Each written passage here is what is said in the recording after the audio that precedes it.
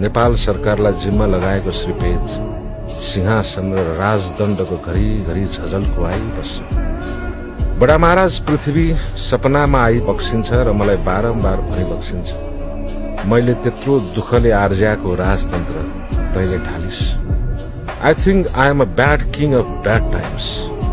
इतिहासले मलाई गलत टाइमिङको कैदी बनायो। समयले मलाई छल गरेको छ। 2 पटक राजा भए र 2 पटक ढले। पहिलो पटक राजा बन्दा केवल 3 वर्षको थिए। मोहन शमशेरले मलाई राजा बनाए, राणा तन्त्र ढल्यो।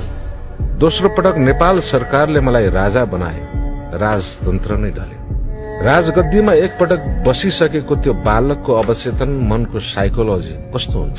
एक्लो दुधे बालकलाई देशमै छाडी हजुरबुबा त्रिभुवन सपरिवार जवाहरलाल नेहरूको देशमा निर्वासन गइबक्स्यो र म राजा बने। दाजु वीरेन्द्र पनि मलाई छाडी सपरिवार